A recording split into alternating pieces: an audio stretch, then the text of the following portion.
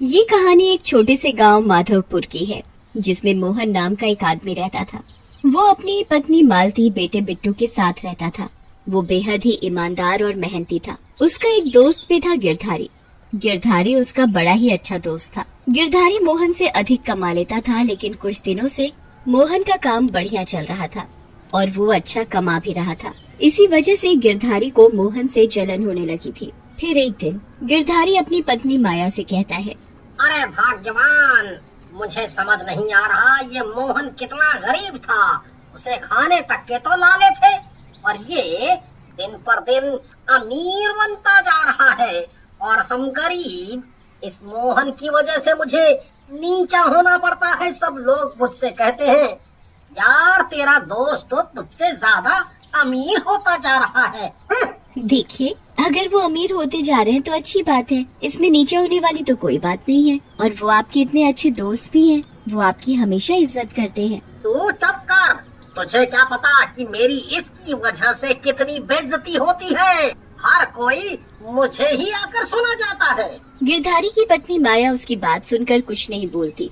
वो चुप हो जाती है। गिरधारी गुस्से में बाहर चला जाता है और उसे वहाँ उसका दोस्त मोहन मिलता है। और गिरधारी, कैसे हो? मुझे क्या हुआ, मैं तो बिल्कुल बढ़िया हूँ। लगता है आज आपका मूड कुछ ठीक नहीं है। नहीं तो मैं बिल्कुल ठीक हूँ। तभी मोहन गिरधारी से उसके काम के बारे में पूछता है। और यार, तेरा काम धंधा कैसा चल रहा है? मेरा काम अच्छा नहीं चल रहा तो तू मेरे जख्म पर नमक छिड़क रहा है। तेरा काम बढ़िया चल रहा है तो तुझे ज्यादा ही हवा लग रही है। अरे, मेरा ये मतलब नहीं था। क्या मतलब था तेरा? मैं सब समझता हूँ। तू मुझे नीचा दिखाना चाहता है। गिरधारी, तू मुझे गलत समझ रहा है। जैसा तू सोच रहा है वैसा नहीं है। रहने दे, मैं सब समझता हूँ। गिरधारी अंदर ही अंदर मोहन की बात सुनकर जल भुन रहा होता है और वो मोहन को खूब उल्टा सीधा सुनाकर वहाँ से वापस अपने घर आ जाता है और अपनी पत्नी माया को बताता है। इस मोहन के कुछ ज्यादा ही पर निकल आए हैं। इसके पास कुछ ज्यादा ही पैसे आ गए हैं तो ये अपने आप को कुछ ज्यादा ही समझने लगा है। माया सब समझती थी, क्योंकि मोहन गिरधारी से अधिक कमाने लगा था। यही कारण था कि गिरधारी को मोहन से जलन होने लगी थी, जबकि मोहन बहुत ही अच्छा आदमी था। तभी माया अपने पति को समझाने की कोशिश करती है। आप भी ना छोटी छोटी बातों को लेकर बैठ जाते हो। जाने दो, कोई बात नहीं। अभी हमारा काम ठीक से नहीं चल रहा है, पर ऐसा नहीं है कि चले ही ना। आप परेशान ना हो, सब ठीक हो जाएगा। अब आप आराम से बैठकर खाना खा लो और ज्यादा मत सोचो। फिर माया गिरधारी को खाना परोस कर देती है। गिरधारी भी खाना खाकर सो जाता है। उधर मोहन भी उदास मन से अपने घर पहुंचता है। उसे देखकर उसकी पत्नी मालती उससे पूछती है, क्या बात है, आपका मुंह क्यों उतरा हुआ है? क्या बताऊं, गिरधारी को पता नहीं क्या हो गया है।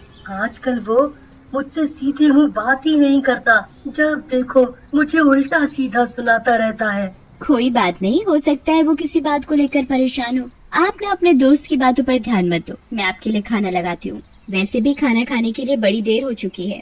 मालती मोहन और अपने लिए खाना लगाती है। फिर दोनों साथ साथ बैठकर खाना खाकर सोने चले जाते हैं। और अगली सुबह मोहन को अपने काम पर जाना था तो वो जल्दी जल्दी तैयार हो रहा था। तैयार होकर वो अपने काम पर निकल जाता है। तभी वो देखता है कि एक बिल्ली चूहे को मुंह में पकड़े हुई है। मोहन उसे देखकर, चल भाग यहाँ से। मोहन एक छोटा सा पत्थर हाथ में उठाकर बिल्ली को मारता है। पत्थर लगते ही बिल्ली चूहे को छोड़कर भाग जाती है। फिर मोहन भी अपने काम पर निकल जाता है। वो देखता है कि चूहा भी उसके पीछे पीछे आ रहा है। अरे, तुम कहाँ मेरे पीछे पीछे आ रहे हो? जाओ यहाँ से।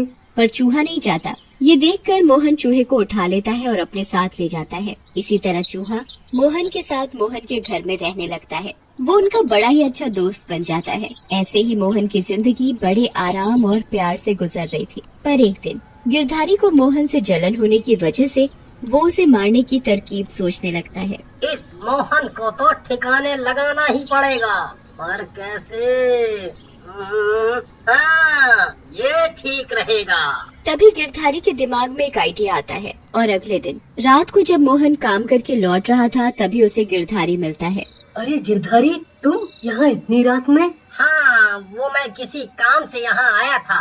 गिरधारी मोहन को अपनी बातों में उलझाकर उससे बातें करता रहता है। तभी वो मौका देखकर उसे मार डालता है और उसकी लाश को दूर जंगल में ले जाकर एक गड्ढे में गाड़ देता है।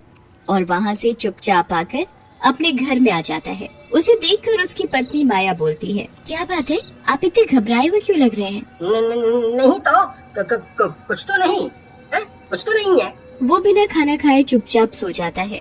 ये सब देखकर माया को कुछ अजीब सा लगता है।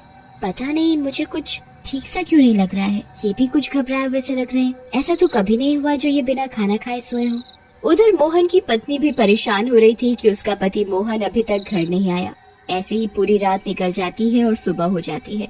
और अगले दिन माया गिरधारी को बताती है, मोहन कल रात से गायब है, उसका कहीं पता नहीं चल रहा। तुम्हें कुछ पता है मोहन के बारे में? गिरधारी हड़बड़ा कर कहता है, मुझे कैसे पता होगा, वो तो मुझसे बात ही नहीं करता। और तुम मुझसे ये सब क्यों पूछ रही हो? मैं तो आपको बता रही थी और कुछ नहीं, पर आप मोहन की बात सुनकर घबरा क्यों गए?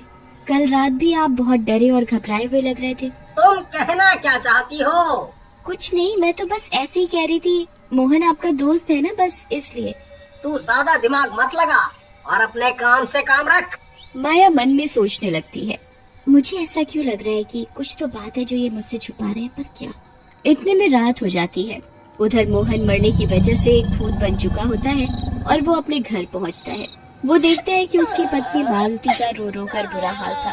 तभी उसे देखकर उसका पालतू चूहा उसके पास आता है। वो पालतू चूहे को दिखाई दे रहा था। तभी भूत अपने पालतू चूहे के अंदर घुस जाता है और आधी रात को वो घर से निकलकर एक बड़े चूहे का रूप ले लेता है, जो दिखने में बड़ा ही डरावना था। और वो सीधा गिरधारी के घर पहुंचता है। वो देखता है, इसने मुझे मारा, मैं इसे छोड़ूंगा नहीं। मुझे मार कर खुद चैन की नींद सो रहा है। तभी भूतिया चूहा गिरधारी के ऊपर चढ़कर बैठ जाता है, जिसकी वजह से गिरधारी की आंख खुल जाती है। अरे बचाओ, इतना बड़ा चूहा ये कहाँ से आ गया? भाग यहाँ से, भाग। गिरधारी भूतिया चूहे को भगाने की बड़ी कोशिश करता है, पर वो इतना बड़ा होता है कि उसे गिरधारी तो क्या कोई भी नहीं भगा सकता था। इतना बड़ा चूहा देखकर गिरधारी का तो दम ही निकल रहा था। वो अपनी पत्नी माया को आवाज लगाकर जगाता है, माया उठो, माया उठो। क्या हुआ, इतना शोर क्यों मचा रहे हो? तुम्हें इतना बड़ा चूहा दिखाई नहीं दे रहा?